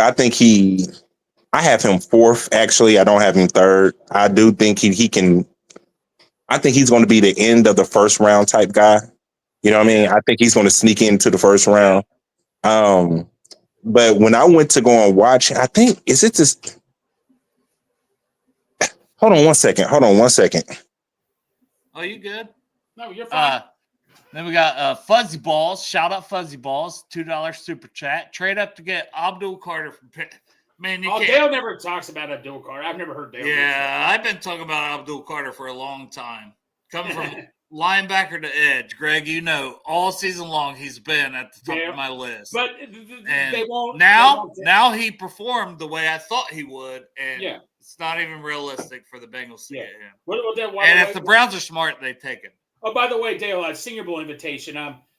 Trevor Etienne, he has accepted the invitation, so he will be. You said it's already loaded. Well, now it's loaded even better with him, right?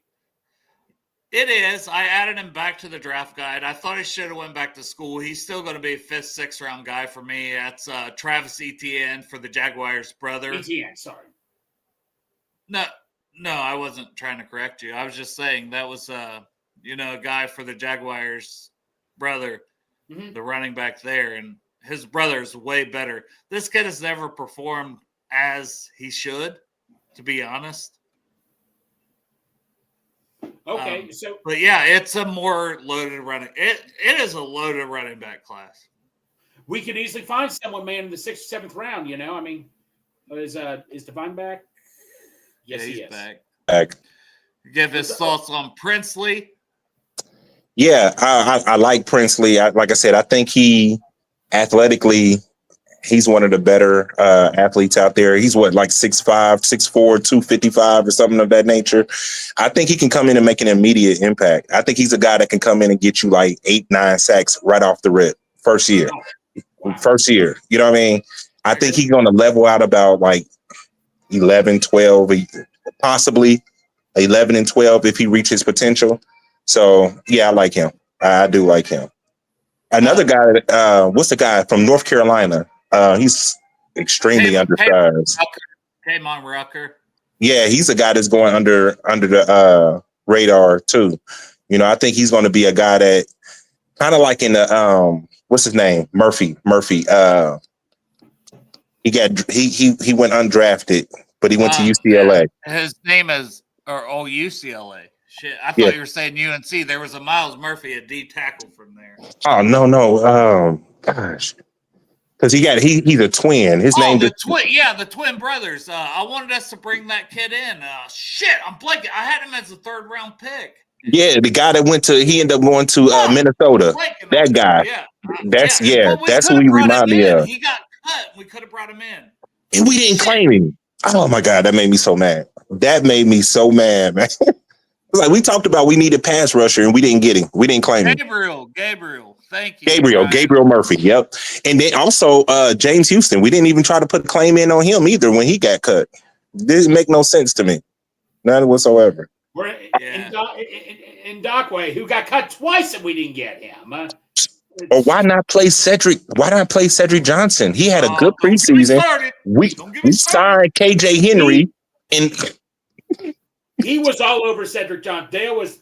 I mean, he's only 21 years old, and Cedric Johnson comes in and gets KJ Henry the year before I had as a 5th round guy, and we got him for nothing, and we gave him minimal snaps, and then Dallas snagged him up. Same thing with Justin Rogers. I did have Justin Rogers as a 7th round guy, but he showed work ethic to lose weight before the draft last year. But you know the crazy thing is, you gave KJ Henry snaps you could have gave Cedric Johnson. Cedric Johnson showed out for you in preseason, and you gave KJ Henry. Then you cut KJ Henry and put him on the practice squad. I'm fine with KJ Henry getting the snaps, but Sam Hubbard should not have been getting 70, 80 injured early in the season. Or what about Justin Rogers? We didn't see Justin Rogers at all. Yeah, Dallas signed him back up. Yeah, it made no sense to me, especially when we had run defensive issues. That's his strength. And that dude, I don't know if y'all saw him in the preseason. He flashed. Yeah. And I was excited when we signed him, but we never used him. We called up Dominic Davis once. Didn't even use him when we called him up. And didn't even we using Jonathan Fanene as a 2-eye in the nose, and he weighs 305. He's too small. Yeah, same thing we did with Jenkins. Fuzzy Ball wants to ask about. I'm going to go back to Kenneth Grant. So Dale, I'm sorry. I read about Kenneth Grant. Here's the thing. He's known for his running, but not pass. It sounds like Jenkins, and there's nothing wrong with that. But it's hard to find a pass rushing DT. I understand that. I like Grant, but it just sounds like another Jenkins. I want to try to get someone in here. No, he's Okay, 340 with Thank you. pass rush. Thank you. Dale, Devine, you guys tell me I'm full of crap. 340 with pass I want rush you guys juice. to sell me on I Grant. threw out a lofty comp. I said his ceiling is Dexter Lawrence. Okay, that's fine. I can see that. The reason I would sell you on him, the difference between him and Chris Jenkins he was like what, 295 in college, right? Exactly. Strong and athletic. This kid is 340 pounds Whoa. and moving like he's 280 pounds. With The guy effort is too, man. I posted that clip where he's chasing a dude down. the thing that I love about McKinley Jackson, the all-out hustle. He has the exact same thing. That to me, that will be a dynamic 2I and 0 right there. That rotation. Yep. Because I feel like he can come in from day one and start at your 2I position and give you major snaps. I think his floor is DJ Reader. I think his ceiling is Dexter Lawrence. Say what I said. I said what I said. Okay, no, if it came down between Green and Grant, who would you take? I'm taking Green. Okay.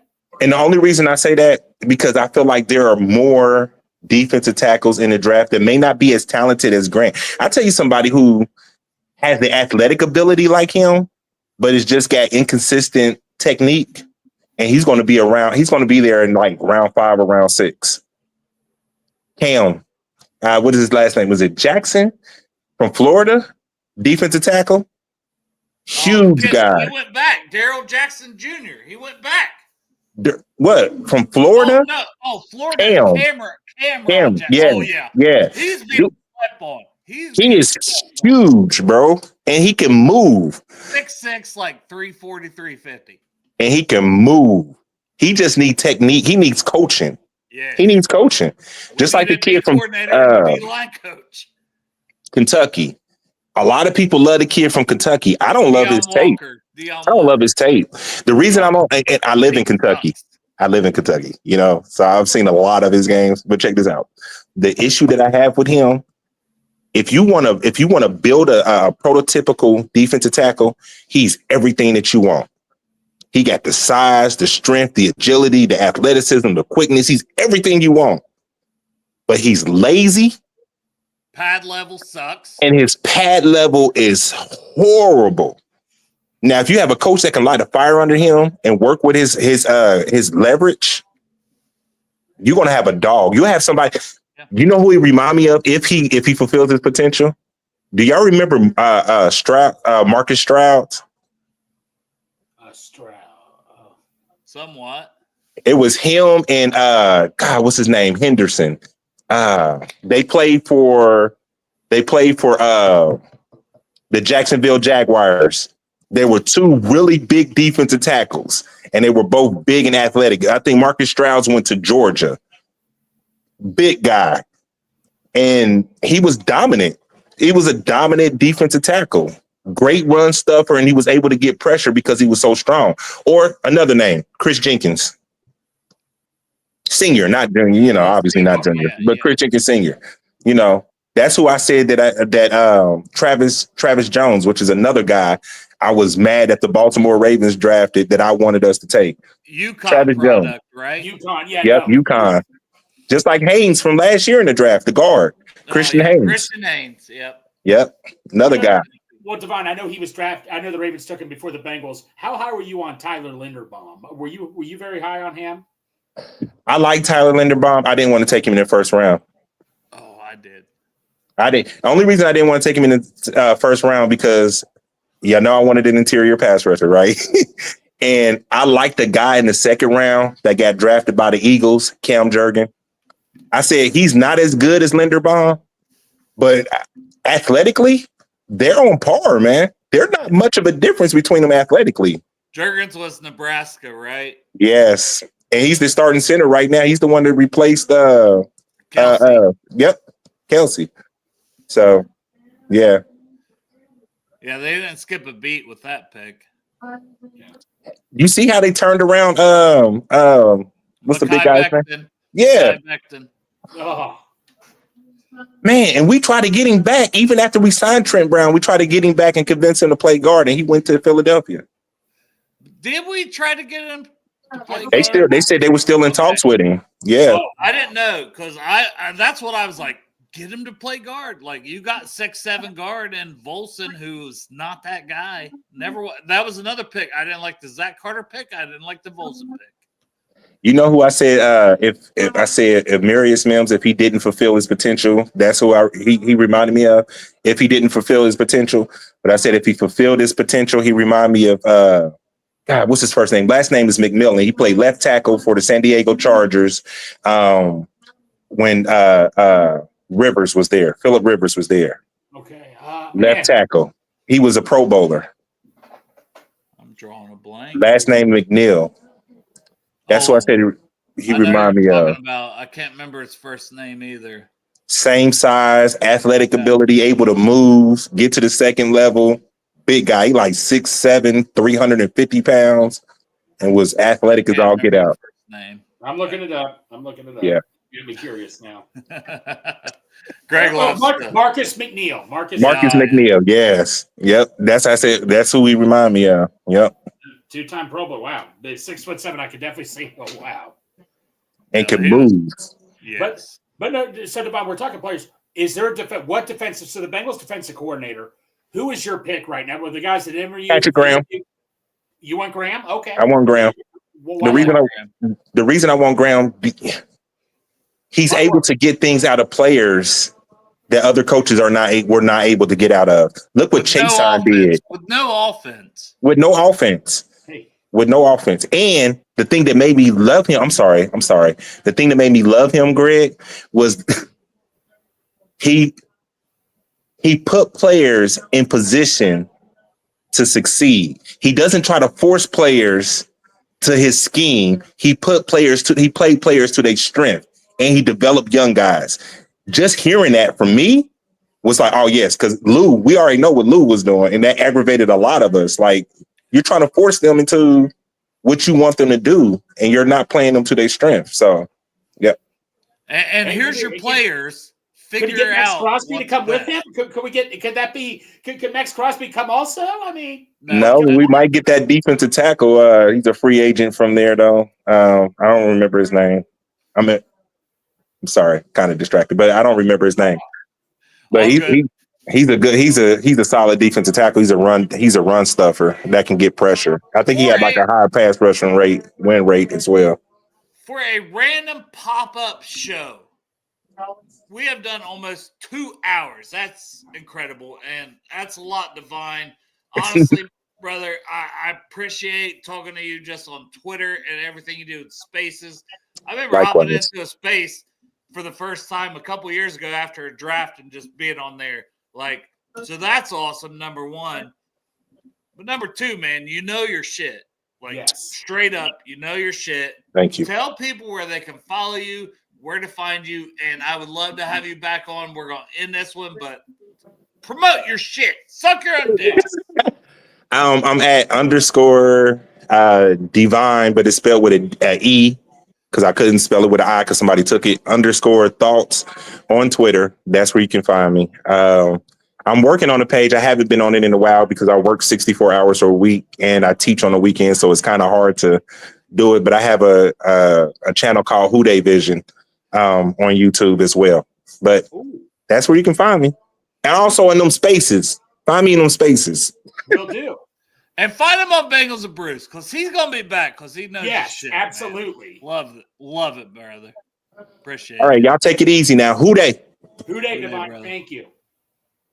Wow. What a great guest, man. Wow. That's awesome, man. Good pop-up Wednesday show.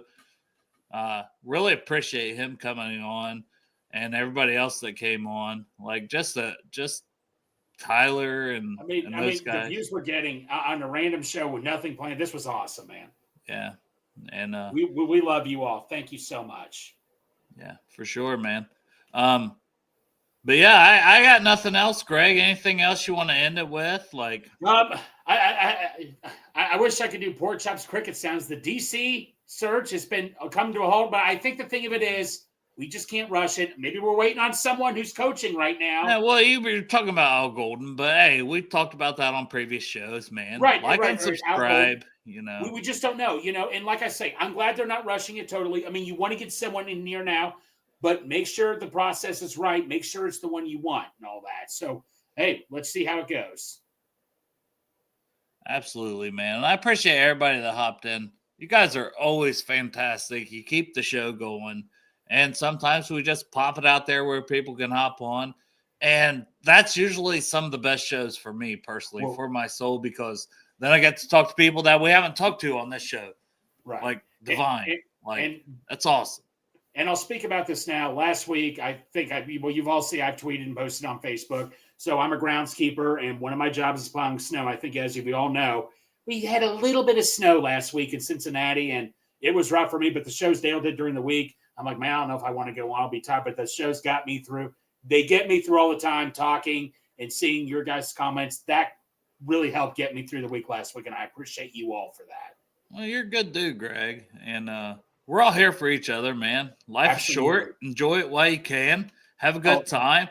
You know, we're all Bengals fans, or sometimes we get Chiefs fans or other fans in here. And guess what? We embrace them too, because we're all just fans of teams and we hope the best for our teams. But at the end of the day, we're all people. Right, exactly. And you know what? We can agree to disagree. We all have the right to have different opinions. That's fine. At the end of the day, we as Bengals fans want to win a Super Bowl. It's healthy to have that disagreement. I mean, if someone disagrees with me, I'm like, okay, that's your point. I may not agree with it, but I respect your opinion. Yeah, for sure, man. All right, man. This has been a great show. You guys are the best. My wife, I assume, is now home from work. I was like, oh, she's not home yet. Let's do a pop-up show. Didn't realize it was going to go 2 hours. Bit of a pop-up. Yeah, I was going to say. She's actually probably happy. She's probably happy that I'm not in there. But either way, do have to go to bed. Do have to work in the morning. Yeah, I got to go to work at 5:30. We will be back on Friday. I don't have a topic set yet, but guess what? Something will happen. Greg gave a great topic tonight, so we could always go back to it. So maybe Greg gives me another topic. Maybe message us on Twitter. Yeah, just say, hey, you should talk about this Friday. Please do. Because you can only talk about the defense coordinator search so many times, to be fair. Yeah, if you have a suggestion, please throw something out there. That's been some of the most fun shows we've done over the years is people I'm like, hey, what should we talk about? And it's like, oh, talk about this. Or, hey, why don't you look into Dustin Croft, who I've gotten to know very well. And I'm like, he's awesome. Well, Divine, who I just met for the first time. I mean, wow. Yeah. I mean, Divine, if you're still watching this, we definitely need to have you back on. So awesome. Well, the whole fan base is the whole fan base awesome. This is just so cool to connect with these fans. This is what it's all about, man. This is just so cool. Yeah. Completely priceless. Appreciate y'all for tuning in, man. Y'all the best. Going to end this one tonight.